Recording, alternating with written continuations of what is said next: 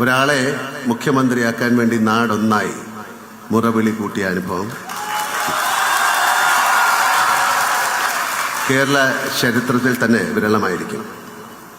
പരവൂരിന് മാത്രമല്ല, കേരളത്തിനാകെ ഈ ഒരാളെ വേണം എന്ന് തോന്നാൻ കാരണമെന്താണ് എന്ന് ഞാൻ ആ ദിവസങ്ങളേറെ ആലോചിച്ചിട്ടുണ്ട്. സത്യസന്ധത, സുതാര്യത. ബഹുമാനപ്പെട്ട സതീശൻ സാറിന് ഇവ രണ്ടും പ്രകടമാണ്. ജീവിതത്തിൽ അങ്ങോളം മറ്റെന്തൊക്കെ കൈമോശം വന്നാലും ഇവ രണ്ടും കാത്തു സൂക്ഷിക്കാൻ അദ്ദേഹത്തിന് സാധിക്കട്ടെ എന്ന് ഞാൻ പ്രാർത്ഥിക്കുന്നു, ആശംസിക്കുന്നു. ഭൂമിയിലെ തന്നെ ഏറ്റവും മനോഹരമായ ഒരു ദേശത്തിൻ്റെ ഭാഗ്യവനായ മുഖ്യമന്ത്രിയാണിപ്പോൾ ശ്രീ VD സതീശൻ സാർ. മഴയും പുഴകളും മലയും കാടും കടലും ഒരുപോലെ അനുഗ്രഹിച്ച ഒരിടം. കൃഷിയും വാണിജ്യവും കലയും സംസ്കാരവും പരസ്പരം ലയിച്ച നാട്. തൊഴിലിൻ്റെ ഭാഗമായി കേരളത്തിൽ അങ്ങോളം ഇങ്ങോളം യാത്ര ചെയ്യുന്ന ഒരാളാണ് ഞാൻ. അപ്പോഴെല്ലാം ഈ നാടിനെയും അതിൻ്റെ അമൂല്യമായ സമ്പത്തിനെയും വേണ്ട രീതിയിൽ ഉപയോഗിക്കാൻ നമുക്ക് സാധിച്ചിട്ടുണ്ടോ എന്ന് ഞാൻ സംശയിച്ചിട്ടുണ്ട്.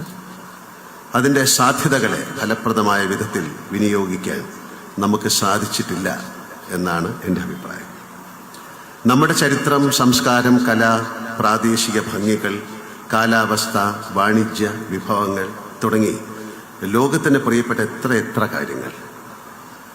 കുരുമുളക് കൊണ്ടുപോയ വൈദേശിക ശക്തികളോട് ഞങ്ങളുടെ തിരുവാതിര ഞാറ്റുവേല നിങ്ങൾക്ക് കൊണ്ടുപോകാൻ സാധിക്കില്ലല്ലോ എന്ന് പറഞ്ഞ് രാജാവിന് ഓർമ്മ വരുന്നു. അത്രമേൽ അനുഗ്രഹീതരാണ് നമ്മൾ. കാഴ്ചപ്പാടുള്ള ഒരു ഭരണാധികാരിക്ക് മുന്നിൽ ഒരേ സമയം വെല്ലുവിളിയും സാധ്യതകളുമാണ് ഇവ. സാമാന്യത്തിലധികം വായനയും ചിന്തയുമുള്ള സതീശൻ സാറിന് ഇക്കാര്യങ്ങളെല്ലാം എന്നെക്കാൾ നന്നായിട്ടറിയാം എന്നെനിക്ക് ഉറപ്പുണ്ട്.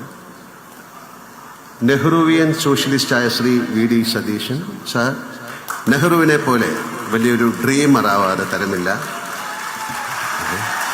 അദ്ദേഹത്തിൻ്റെ സ്വപ്നങ്ങളിലൂടെ കേരളം മഴവിൽ ഭംഗിയോടെ വളരും എന്ന് ഞാൻ പ്രത്യാശിക്കുന്നു. അത്തരം ഒരു നാടിനെ സൃഷ്ടിക്കാൻ മുഖ്യമന്ത്രിക്ക് സാധിക്കട്ടെ എന്ന് ഞാൻ പ്രാർത്ഥിക്കുന്നു.